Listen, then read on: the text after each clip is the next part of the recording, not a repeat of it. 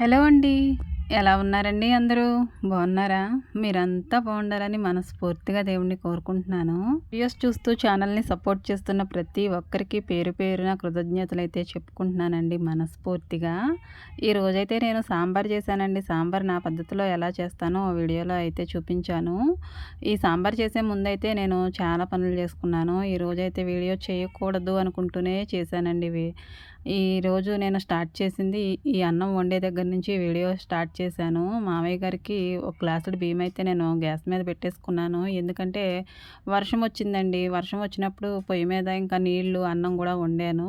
ఇంకా ఒక గ్లాసు బియ్యం కూడా పొయ్యి మీదే పెట్టాలా, గ్యాస్ మీద పెట్టేయొచ్చు కదా వదిన అనేసి మరదలు చెప్పిందని ఇక తన మాట ఎందుకు కాదనాలని గ్యాస్ మీద అయితే పెట్టేసి కాయ కోసామండి నిన్న. దానిలో గింజలు అయితే ఉడకబెడితే పిల్లలు తింటారని దాన్ని ఈ పొయ్యి ఎందుకు ఊరికినే కాలనివ్వడం అని దాని మీద పెట్టేసి ఉడకబెడుతున్నాను. ఓ పక్క అయితే కూర ఏం వండుదామా అని ఆలోచిస్తున్నాను. ములక్కాళ్ళు అయితే మాకు చెట్టు ఉందండి. ములక్కాళ్ళు రోజు ఉంటున్నాయి. ఇంకా టమాటోలు కూడా ఉంటున్నాయి. అందుకని ఇంకా కొద్దిగా కూరగాయలు కూడా ఉన్నాయి అనేసి సాంబార్ చేసేద్దామని అయితే ప్రిపేర్ అయిపోయాను. సాంబార్కి పప్పు అయితే కుక్కర్లో పెడతానండి. టమాటోలు, పచ్చిమిర్చి, ఉల్లిపాయ కూడా వేసేసి విజిల్స్ రానిస్తాను ఒక 5. పప్పు అయితే కుక్కర్లో పెట్టేసి స్టవ్ అంటించి స్టవ్ మీద పెట్టేశానండి. ఆ విజిల్స్ అబ్జర్వ్ చేసుకుంటూ ఈ కూరగాయలన్నీ కూడా ముక్కలైతే కట్ చేసుకుంటాను. మరి వాటిని కూడా ఉడికించుకోవాలి కదా, అందుకని నేను ఇవైతే కట్ చేసుకుంటున్నానండి. నేనైతే కత్తిపీటతోనే తరుగుతాను. కూరగాయలు ఎన్నున్నా సరే ఈ కత్తిపీటే నా ఆయుధం అండి. చాకులు అలాంటి వాటిని అయితే అసలు యూస్ చేయను.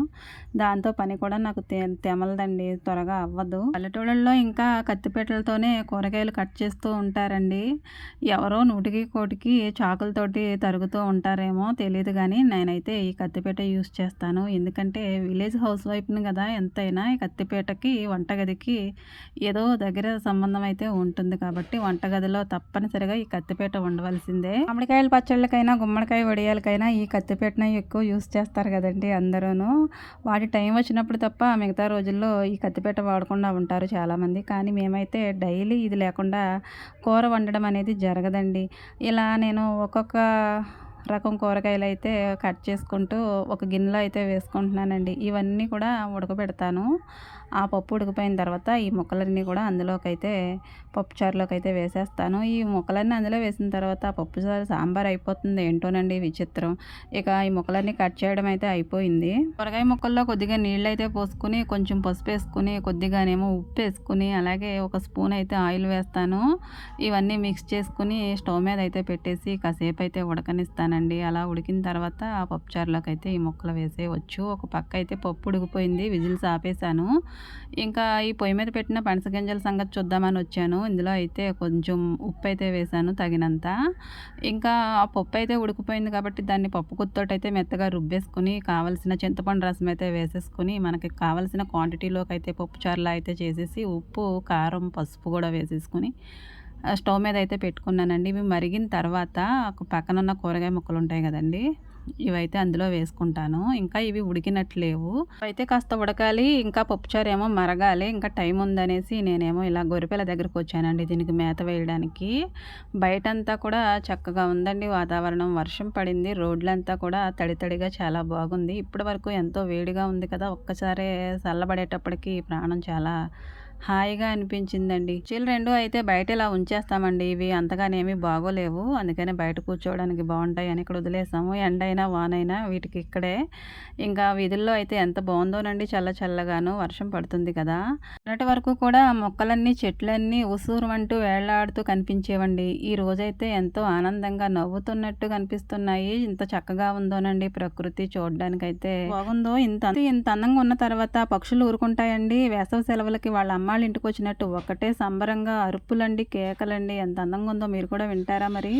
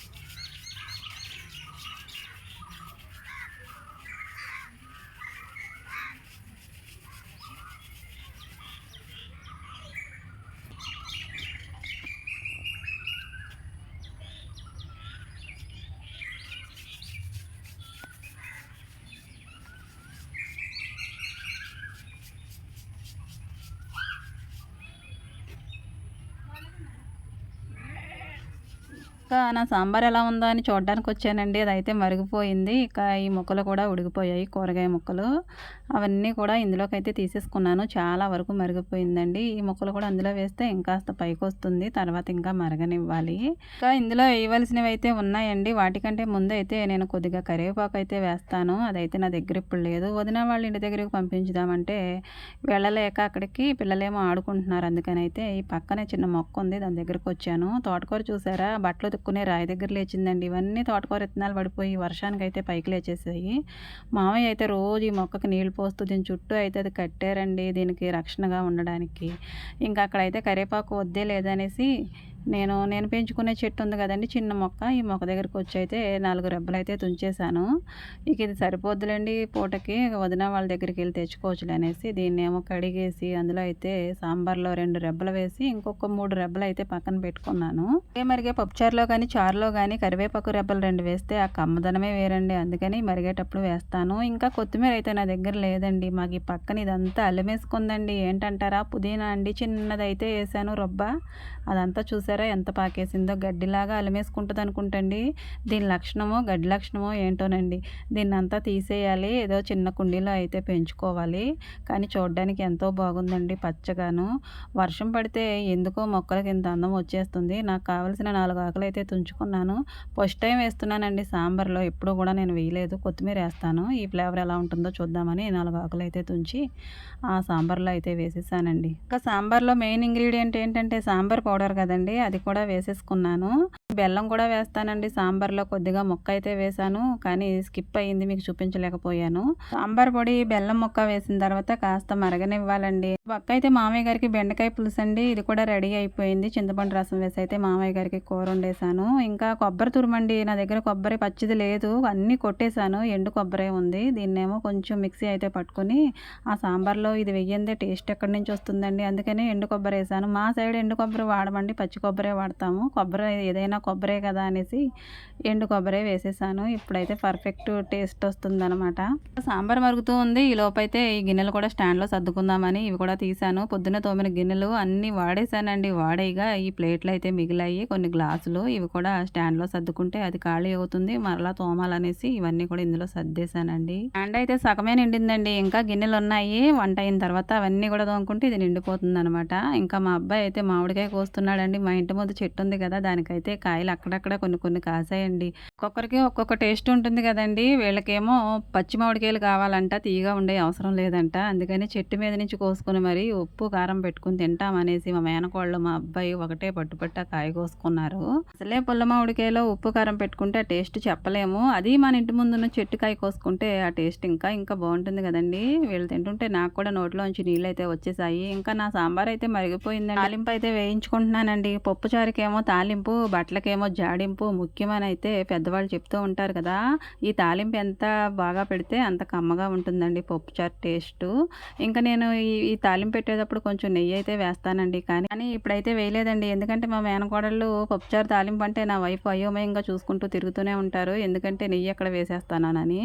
ఈ చిన్నపిల్లలకి ఏదో రకంగా చెప్తాను కానండి, వాళ్ళ పెద్దవాళ్ళు కదా, వినరు, వాళ్ళకి అర్థమైపోద్ది. అందుకనే ఎందుకు వచ్చింది మరలా వాళ్ళ ఇష్టం లేకుండా తినడం అనేసి ఇందులో నెయ్యి వేయలేదు. సాంబార్ సంగతి అయితే అయిపోయిందండి. మూత అయితే నేను కొంచెం సైడ్కి ఉండేలా పెడతాను, ఎందుకంటే ఆవిరి ఉంటుంది కదండి, ఆవిరి లోపల ఉంటే స్మెల్ బాగోదు సాయంత్రానికి. సాంబార్ ఎలా ఉన్నా కానండి, బిర్యానీ, చికెన్ అలాంటి నాన్ వెజ్లు వండుకున్నప్పుడు కూడా మూత సైడ్కి పెట్టుకుంటే మంచిదండి. మోషన్ ప్రాబ్లం అలాంటిది ఉండదు, అందుకని నేను ఇలానే పెడతాను. ఇంకా వంట అయిన తర్వాత అక్కడ ఉన్న పాత్రలన్నీ తీసుకొచ్చి అయితే ఇక్కడ పెట్టి అయితే వాటికి పని చెప్తున్నానండి. వాటికి నేను పని చెప్తున్నానా, అవి నాకు పని చెప్తున్నాయో కూడా అర్థం కావట్లేదు. అలా అయితే ఇంకా భోజనం చేయలేదండి. భోజనం చేసిన తర్వాత వచ్చే గిన్నెలు అయితే తర్వాత తోమొచ్చు అనేసి ఇవన్నీ వంట అయిన తర్వాత ఉండేవన్నీ కూడా ఇక్కడ పెట్టేసుకుని తోమేసుకుంటున్నాను. ఒక పని అయిపోతుందని ఏదో ఆత్రం అండి. త్వరగా పని అయిపోతే ఏదో సాధించేసినట్టు ఉంటుంది కదా మన ఆడవాళ్ళకి.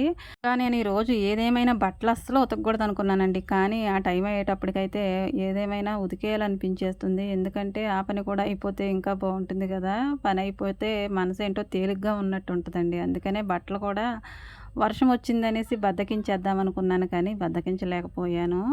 ఎన్ని పనులున్నా కానీ వర్షం వచ్చి కొంచెం పని తగ్గిస్తుంది అంటారు కదండీ! కానీ అందరికీ తగ్గిస్తుందేమో గానీ ఇంట్లో పనులు చేసుకునే ఆడవాళ్ళకైతే ఏమాత్రం కూడా తగ్గదండి. ఇంకా నేను బట్టలు కూడా ఉతికేసాను, ఆరేసేసాను. మా అబ్బాయి ఏమో భోంచేసిన తర్వాత గడ్డయితే పొలానికి తీసుకెళ్తున్నాడండి గేదె దగ్గరికి. అత్తయ్య అక్కడుంది. ఇక గడ్డయితే సైకిల్ మీద తీసుకెళ్తున్నాడు. ఇంకా అతి కష్టం మీద అయితే బట్టలు ఉతికేసి ఆరేసేసానండి. ఎందుకు అతి కష్టం అనుకుంటున్నారేమో!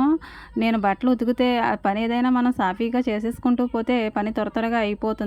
కానీ బట్టలు ఉతికేటప్పుడు, జాడించేటప్పుడు, ఆరేసేటప్పుడు మధ్యలో ఎన్ని సార్లు పిలుస్తారోనండి. పిల్లలు ఇంటి దగ్గర ఉంటే పని అస్సలు అవ్వదు. మరి ఆయన కూడా మధ్యాహ్నం భోజనానికి వస్తారు. సరిగ్గా ఆ టైంకే నేను బట్టలు ఉతికానండి. ఇంకా బట్టలు ఉతికి ఆరేసిన తర్వాత నీళ్ళొస్తున్నాయి. ఒక బిందెడు పట్టాను, బాటిల్స్ పట్టాను. ఇంకా భోంచేసిన తర్వాత వచ్చిన గిన్నెలన్నీ కూడా అక్కడ ఏసుకున్నాను. ఇవైతే మధ్యాహ్నం వంట తర్వాత తోముకున్న గిన్నెలన్నీ కూడా మరలా సర్దుకోవాలి. ఆ గిన్నెలు కూడా తోమాలండి. ఇలా పనులు చేసుకుంటూ వెళ్ళాలి గానండి, మొదలు పెడతమే ఉంటుంది గానండి, ముగించడం అనేది ఉండదు. ఏముంది ఆడవాళ్ళు చేసే పనులే కదా అనుకుంటారండి. వంట పని, ఇంటి పనే అనుకుంటారు. కానీ ఇవి చేయడానికి కూడా చీకటితోనే లేస్తాము. పొద్దస్తమాను చేసుకుంటూనే ఉంటాము. ఇలా స్టార్టింగ్ తెలుస్తుంది గానీ ఎండింగ్ అనేది ఉండదండి. పనులకి మరలా తెల్లవారుతుంది. మరలా పనులు స్టార్ట్ అవుతాయి. పనులు ఫినిష్ అయిపోయినాయి అంటారు గానీ మన ఆడవాళ్ళ పనులు మాత్రం ఆరంభమే గానీ ముగింపు అనేది ఉండదండి. వీడియో కనుక నచ్చితే లైక్